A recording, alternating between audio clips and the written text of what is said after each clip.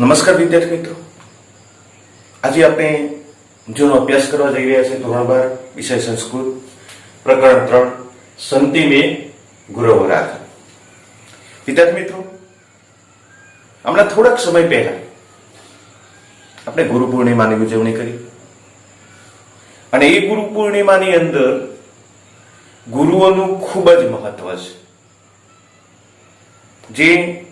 જે વ્યક્તિ છે એમને જેમને ગુરુ બનાવ્યા છે એમના માટે ગુરુનું ખૂબ જ મહત્વ જોવા મળે છે. આ ગુરુ પૂર્ણિમાને આપણે વ્યાસ પૂર્ણિમા પણ કહીએ છીએ. તો અહીંયા આપણે જે અભ્યાસ કરવા જઈ રહ્યા છીએ એ પણ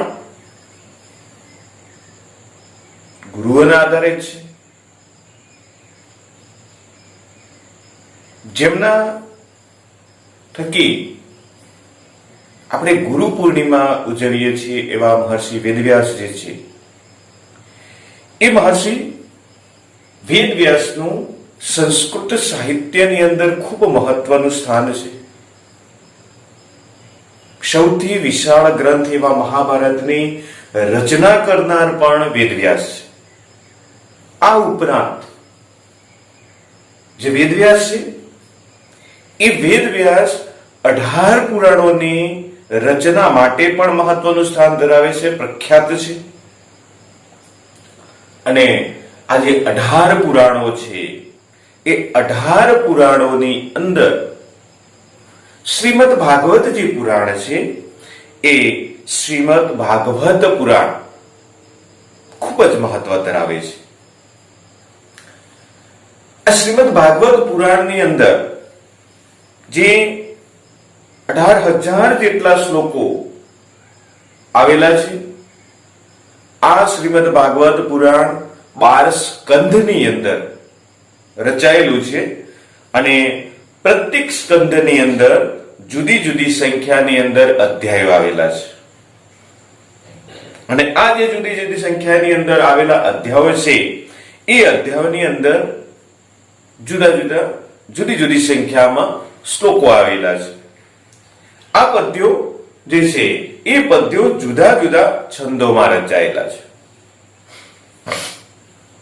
અહીંયા જે ભાગવતનો જે 11મો સ્કંદ છે અને 11મા સ્કંદની અંદર અધ્યાય 7 થી 12 સુધીનો અધ્યાય છે એ અવધૂતો વ્યાખ્યાન તરીકે ઓળખવામાં આવે છે. જે અવધૂત આખ્યાન છે એ અવધૂત આખ્યાનની અંદર એક યદુ નામનો જે રાજા છે અને આ યદુ નામનો જે રાજા છે એમણે એક અવધૂતને જોયો છે. એ અવધૂત એટલે કોણ? તો એ અવધૂત એટલે ભગવાન દત્તાત્રેય છે. આ યદુ નામનો રાજા છે જેમની પાસે દરેક પ્રકારની સંપત્તિ છે, દરેક પ્રકારની સુખ સાહેબી છે, દરેક પ્રકારે એમના આદેશો મુજબ કાર્યો થાય છે. અને છતાંય આજે અવધૂત જે આનંદિત જોવા મળે છે, ભગવાન દત્તાત્રેય જે આનંદિત જોવા મળે છે એવા એ આનંદિત રહી શકતા નથી. ભગવાન જે દત્તાત્રેય છે યુવાન અવસ્થામાં છે, મહાન વિદ્વાન છે, જ્ઞાની છે, અને છતાં પણ એ નિજાનંદની અંદર ફરતો હોય છે, આનંદની અંદર ફરતો હોય છે. અને આવા આ યુવાન અને વિદ્વાન એવા ભગવાન દત્તાત્રેયને અવધૂતને જ્યારે જુએ છે ત્યારે રાજા યદુના મનમાં એક પ્રશ્ન ઉપસ્થિત થાય છે અને એ પ્રશ્નના લઈને એ અવધૂતને ભગવાન દત્તાત્રેયને જ્યારે પૂછે છે કે તમે આટલા આનંદિત કેવી રીતે છો, કે તમે એવું તો શું કાર્ય કરો છો કે જેના કારણે આટલા બધા આનંદિત રહી શકો છો? અને ત્યારે ભગવાન દત્તાત્રેય એમને કહે છે કે હે રાજન, મેં જુદા જુદા ગુરુઓ પાસેથી જે જ્ઞાન મેળવ્યું છે મારે જુદા જુદા જે ગુરુઓ છે અને એ જુદા જુદા ગુરુઓ પાસેથી જે કંઈ જ્ઞાન મેળવ્યું છે એ જ્ઞાન થકી હું આનંદિત થઈને ફરું છું. આમ ભગવાન દત્તાત્રેયની જે અવધૂત છે એ અવધૂતની જે પ્રસન્નતા છે એ પ્રસન્નતા જ્યારે જોઈ છે ત્યારે રાજા યદુને જે પ્રશ્ન થયો અને એના જે પ્રત્યુત્તરો જે મળ્યા અને ત્યાર પછી અવધૂત એમને કહી રહ્યો છે કે હે રાજન, મારે જુદા જુદા જે ગુરુઓ છે 24 જેટલા ગુરુઓ છે અને 24 જેટલા ગુરુઓ પાસેથી મેં જ્ઞાન મેળવ્યું છે અને એ જ્ઞાન મેળવીને હું સર્વદા પ્રસન્ન રહું છું.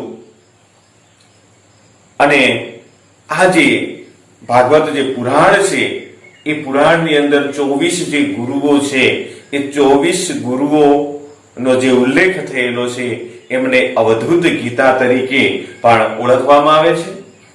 આ જે 24 જે ગુરુઓ છે એ 24 ગુરુઓમાંથી અહીંયા જે પદ્ય છે એ પદ્યની અંદર જે 6 જેટલા ગુરુઓનો ઉલ્લેખ કરેલો જોવા મળે છે, જેમાં પૃથ્વી, જળ, સૂર્ય, સમુદ્ર, ભ્રમર અને મેઘ, આ 6 ગુરુઓનો આપણે અભ્યાસ કરવાનો છે.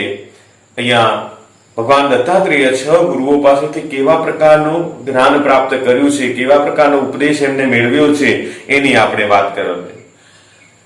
આ ઉપરાંત અહીંયા 8 જે પદ્યો છે, પહેલું પદ્ય છે ઉપક્રમ છે અને ઉપક્રમની અંદર જે કંઈ એની શરૂઆત છે, આરંભ છે એ બતાવેલો છે અને છેલ્લું છે 8મું પદ્ય એ ઉપસંહાર રૂપે છે. આમ કુલ અહીંયા આ પદ્યની અંદર 8 જે શ્લોકો છે એમનો અભ્યાસ કરવાનો છે. ઉપક્રમની અંદર રચાયેલો જે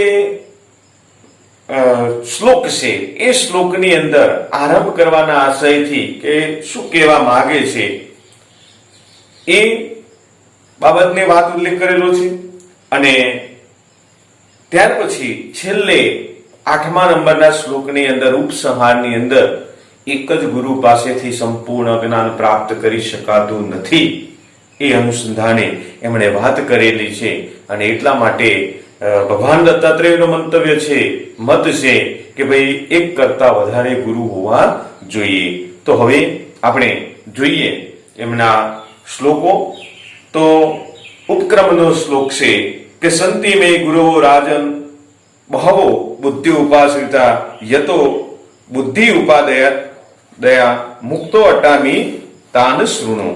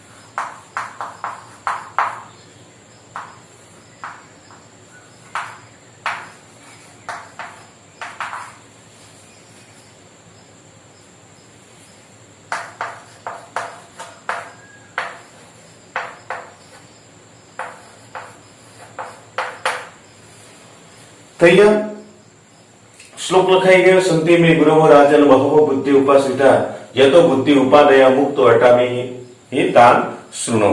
તો હવે એમનો અન્વય જોઈએ.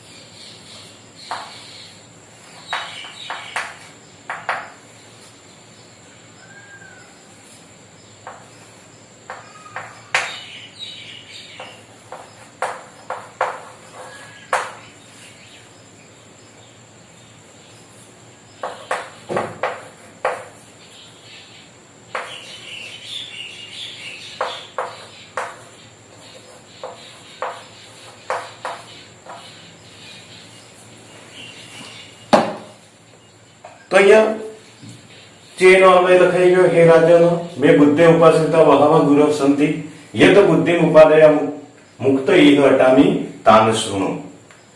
હવે એના શબ્દ અપરિચિત શબ્દો જોઈએ.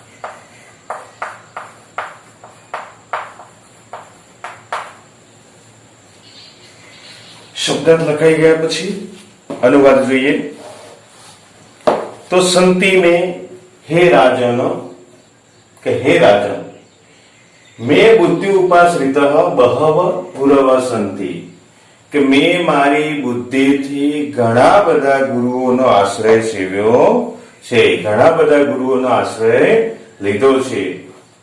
યત હું અહીં બુદ્ધિ ઉપાદય મુક્ત ઇહ અટામી તાન શૃણુ. હું અહીં મુક્ત ભાવે પ્રમાણ કરું છું. તમે તે મારા ગુરુઓ વિશે જાણો અને સાંભળો. હે રાજન મેં બુદ્ધે ઉપાશ્રિતા બહવ ગુરવ સંતિ મેં મારી બુદ્ધિથી ઘણા બધા ગુરુઓનો આશ્રય લીધો છે. યત બુદ્ધિ ઉપાદય મુક્ત ઇહ હટામી તાન શૃણુ કે અહીં હું મુક્તપણે ભ્રમણ કરું છું. મારા તે ગુરુઓ વિશે મેં મારા ગુરુઓ પાસેથી જે બોધ મેળવ્યો છે તેના વિશે તમે સાંભળો. ફરી એક વખત હે રાજન મેં બુદ્ધે ઉપાશ્રિતા બહવ ગુરવ સંતિ કે હે રાજન મેં મારી બુદ્ધિથી ઘણા બધા ગુરુઓનો આશ્રય લીધો છે અને હું અહીં મુક્તપણે ભ્રમણ કરું છું. મારા તે ગુરુઓ પાસેથી જે ગ્રહણ કરેલો બોધ છે તેના વિશે તમે સાંભળો. તો ફરી એક વખત હે રાજન મેં બુદ્ધિ ઉપાસિત બહવ ગુરુઓ સંતિ. હે રાજન, મેં મારી બુદ્ધિથી ઘણા બધા ગુરુઓનો આશ્રય લીધો છે. હું અહીં મુક્તપણે ભ્રમણ કરું છું. મારા તે ગુરુઓએ આપેલો બોધ વિશે તમે સાંભળો. ત્યાર પછી બીજા નંબરનો શ્લોક છે પૃથ્વી ગુરુ.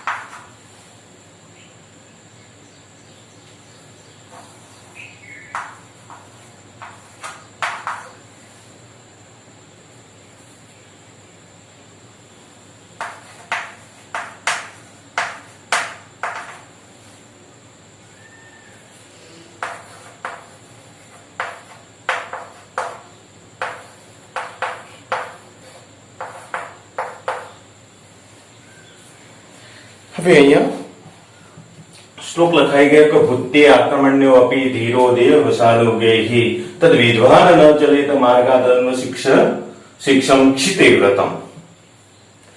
હવે એમનો આપણે અન્વય જોઈએ.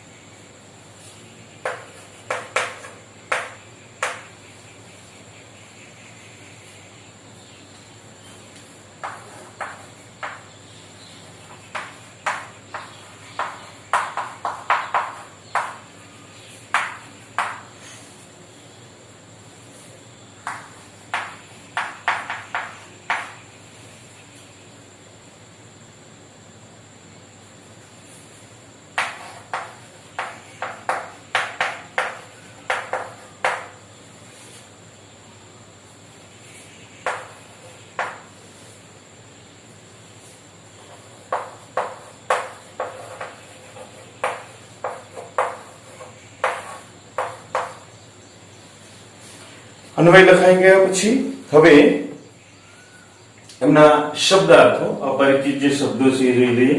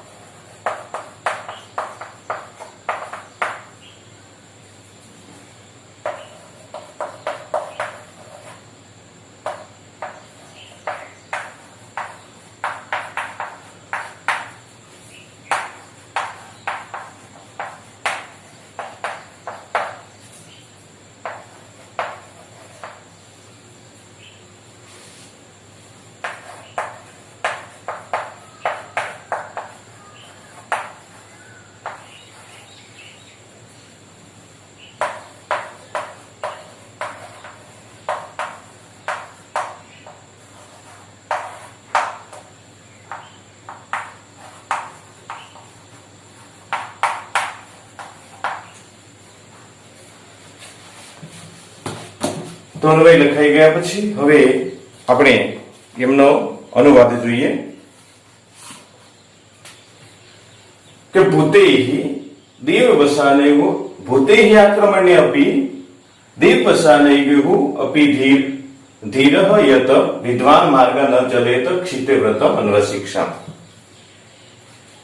કે ભૂતેહી અન્ય પ્રાણીઓ વડે આક્રમણ કરવામાં આવતું હોવા છતાં પણ દેવવસાનેહુ તે સર્વ દુઃખોને ભાગ્યને આધીન માનીને ધૈર્યશાળી પુરુષે વિદ્વાન માર્ગાત ધૈર્યશાળી પુરુષે પોતાના માર્ગથી ન ચલિત ન થવું પૃથ્વી પાસેથી આ ક્ષમા ગુણનો બોધ હું શીખ્યો છું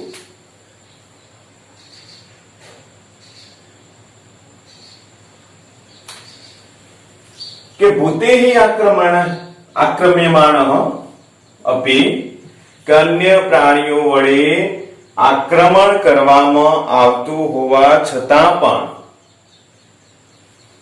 યત ધીરઃ દેવવસાનુઃ તે સર્વ દુઃખોને ધૈર્યશાળી માણસ ભાગ્યને આધીન માનીને માર્ગત ન ચલેત પોતાના માર્ગથી ચલિત ન થવું પૃથ્વી પાસેથી ક્ષિતે પૃથ્વી પાસેથી આ ક્ષમા ગુણનો બોધ હું શીખ્યો છું ફરી એક વખત કે ભૂતેહી આક્રમણ્ય અપી કે અન્ય પ્રાણીઓ વડે આક્રમણ કરવામાં આવતું હોવા છતાં પણ દેવ વસાને તે સર્વ દુઃખોને દેવ વસાને ગુહુ કે ભાગ્યને આધીન માની ધીર ધૈર્યશાળી વિદ્વાન પુરુષે માણસે માર્ગત ન ચલેત પોતાના માર્ગથી ચલિત ન થવું ક્ષિતે પૃથ્વી પાસેથી આ ક્ષમા ગુણનો બોધ હું શીખ્યો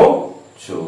ફરી એક વખત કે ભૂતે આક્રમણ્ય અપી કે અન્ય પ્રાણીઓ વડે આક્રમણ કરવામાં આવતું હોવા છતાં પણ તે સર્વ દુઃખોને દેવ વસાનુગેહી ભાગ્યને આધીન માનીને ધીરહ ધૈર્યશાન પુરુષે માર્ગત ન ચલેતા પોતાના માર્ગથી ચલિત ન થવું ક્ષિતે પૃથ્વી પાસેથી આ ક્ષમાબોધનો ગુણ હું શીખ્યો છું. હવે આગળ વધીએ. જલમ ગુરુનો મંત્ર શ્લોક છે કે સ્વચ્છ પ્રકૃતિ સ્નિગ્ધો માધુર્ય તીર્થ ગુણુણા મુનિ પુનાત્યાપા મિત્ર ઇક્ષો સ્પર્શ કીર્તને.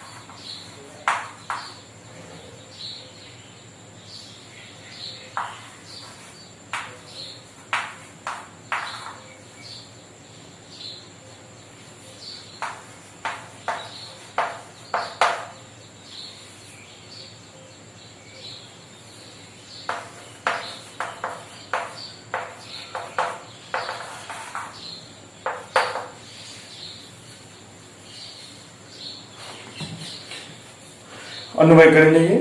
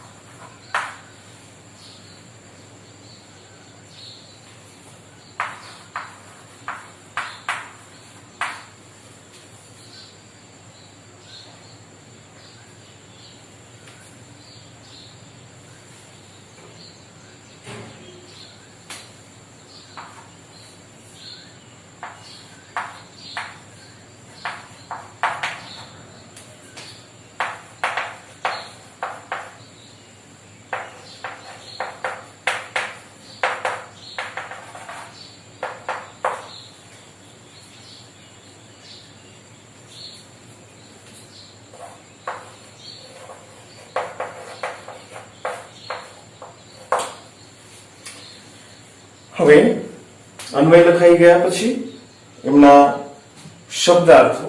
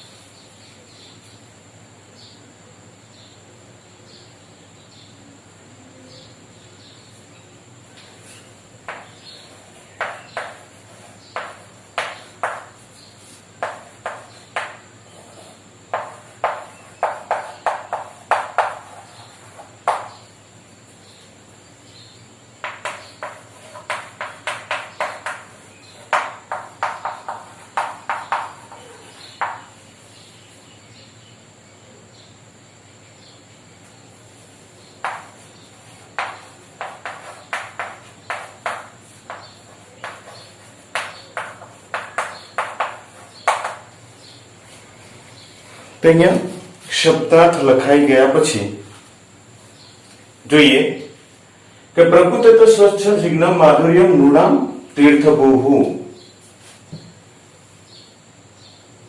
કે પ્રકૃતિત સ્વભાવથી જ જળ સ્વચ્છ, સ્નિગ્ધ,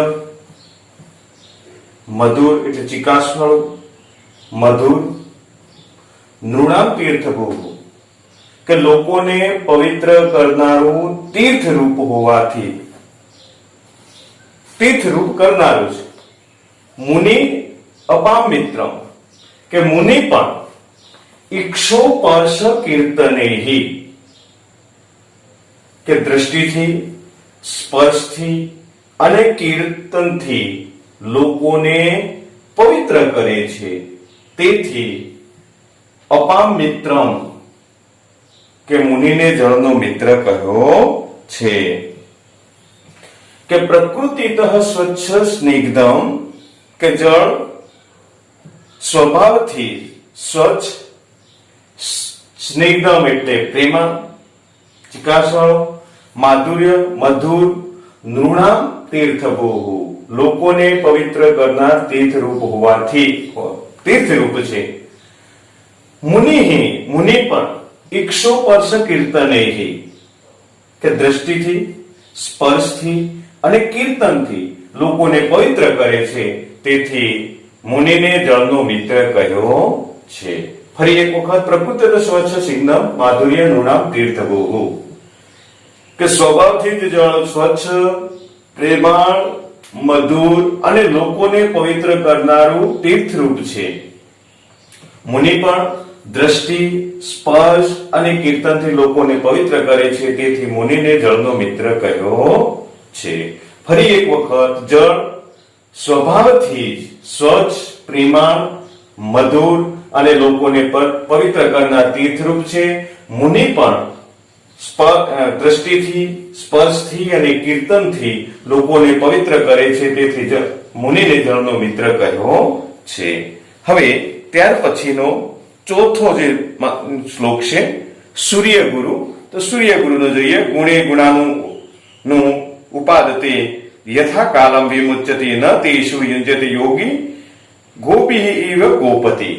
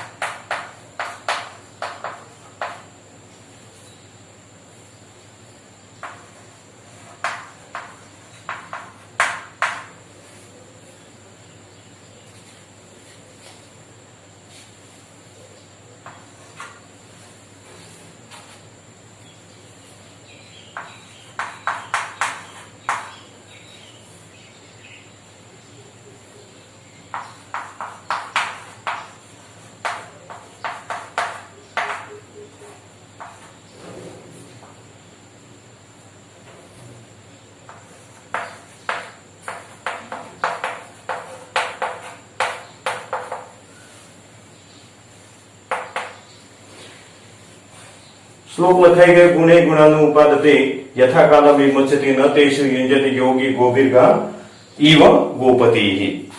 હવે એનો અન્વય કરીએ તો ગુણૈઃ ગુણાન ઉપાદતે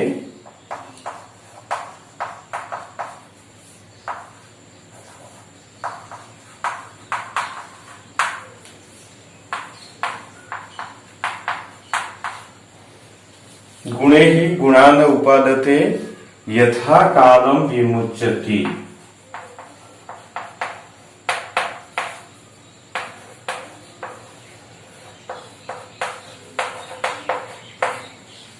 यथा कालं विमुच्यति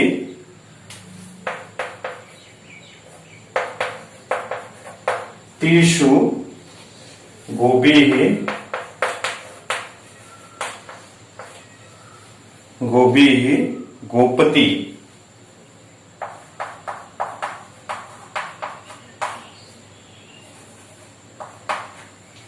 गोपति गाः इव न युञ्जते।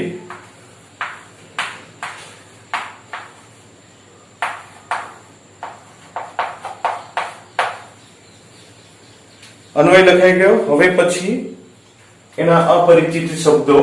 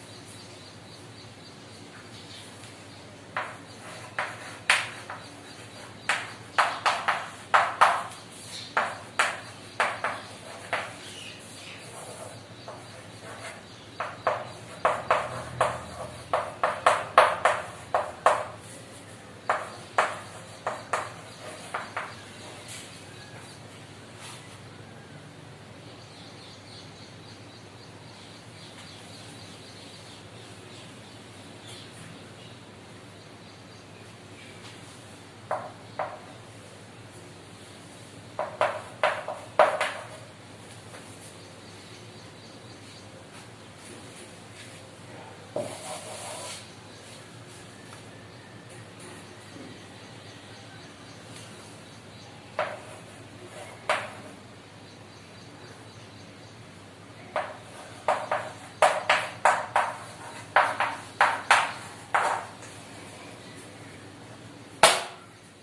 હવે ના શબ્દો લખાઈ ગયા. શબ્દો લખાયા પછી હવે એમનો અનુવાદ જોઈએ. સૂર્ય ગુરુ એટલે સૂર્ય જેમ ગુણેહી ગુણાન ઉપાદતે યથાકાલમ વિમુચ્યતિ, કે જેમ સૂર્ય પોતાના કિરણોથી ગોપતિહિ પોતાના કિરણોથી ગુણેહી ગુણાન પૃથ્વી પરના જળ વગેરે ગુણોને ગ્રહણ કરે છે અને યથાકાલમ વિમુચ્યતિ, કે યોગ્ય સમયે છોડી દે છે.